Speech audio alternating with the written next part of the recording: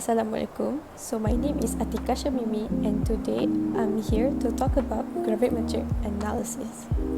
So what is gravimetric analysis? So gravimetric analysis is a method to determine the quantity of analyte concentration through a process of precipitation of analyte, isolation of the precipitate and weighing the isolated product. Or it is a method whereby the analytes or solutes are selectively converted to an insoluble form, which is precipitate. The criteria is of gravimetric analysis: the analyte is selectively converted to an insoluble precipitate, which is then dried or ignited and later accurately weighted. The concept of gravimetric analysis is to determine the insoluble form of analyte, then separate the analyte from any constituent that may interfere.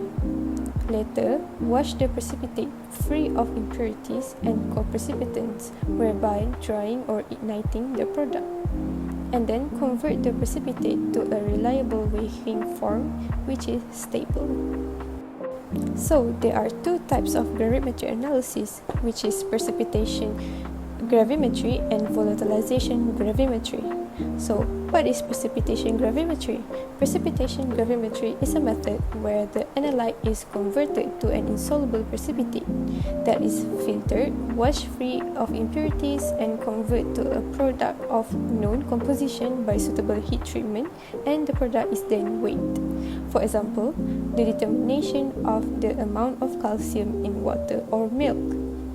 The steps required for this method are preparation of sample, precipitation, digestion, filtration, washing, drying or igniting, and calculation.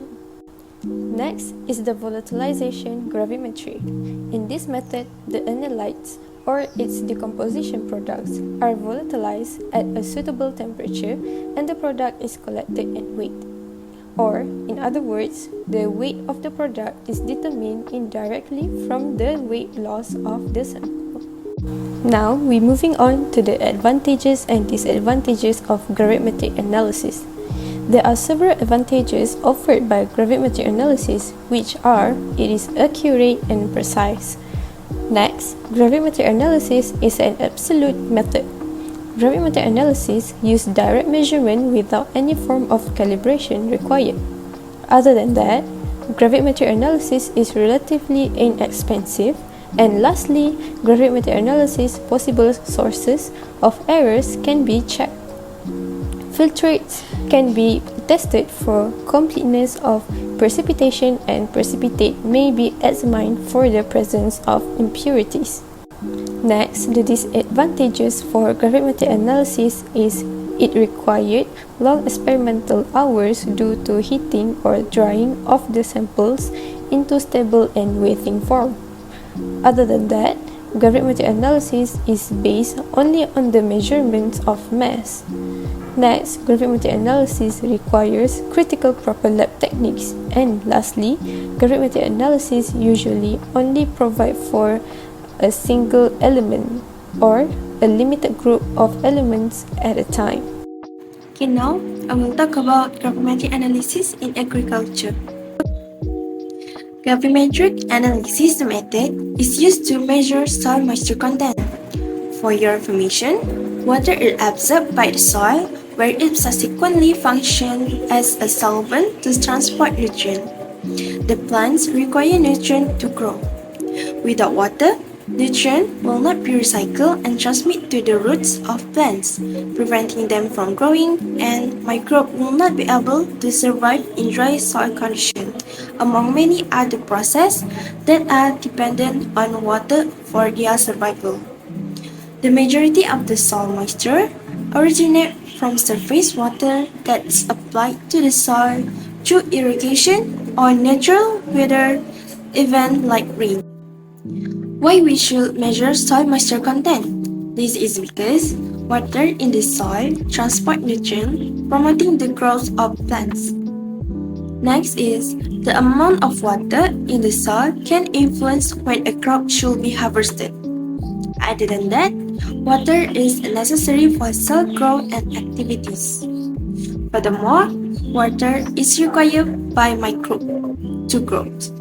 Next is water in the soil assists in balancing the soil organic and mineral component. And lastly is the moisture content of the soil provide an indication of when irrigation is required. Next, I will explain about methodology of measuring soil moisture content. How to measure soil moisture content? First, we need to record sampling date, experiment, replicate, and vary it on the soil moisture spreadsheet. And then, weigh out the soil.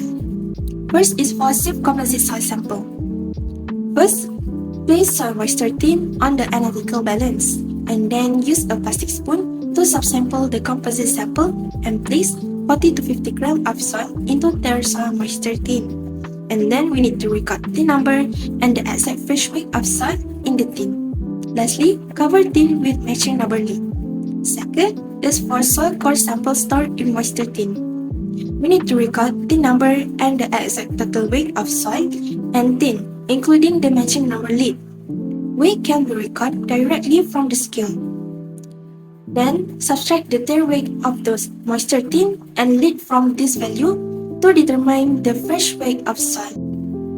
After weighing out the soil, we need to remove the lids and place tin into the oven. Oven dry soil to a constant wick for 24 hours at 105 degrees Celsius. When drying is complete, recap tin with number lid as they are removed from the oven. Then, allow to cool for 15 minutes in the desiccator. Lastly, place each tin containing soil, including the lid, on the balance and record total weight of tin plus soil. So, here is calculation part.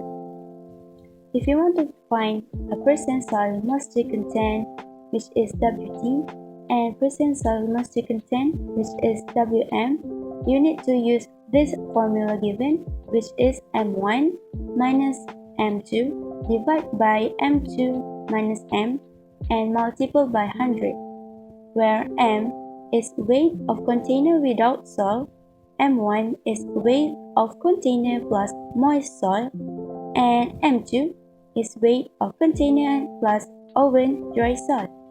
So, let's take a look on example result here. So, we need to use the formula that I taught before, which is M1 minus M2 divided by M2 minus M and multiply by 100. So, the percent of moisture content can in sample number 1 is 16.01%. The percent moisture content can in sample number 2 is 13.09%.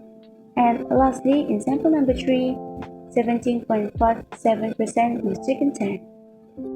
To sum up, gravimetric method could be used for determination of organic matter in routine soil analysis and also useful in many other industries.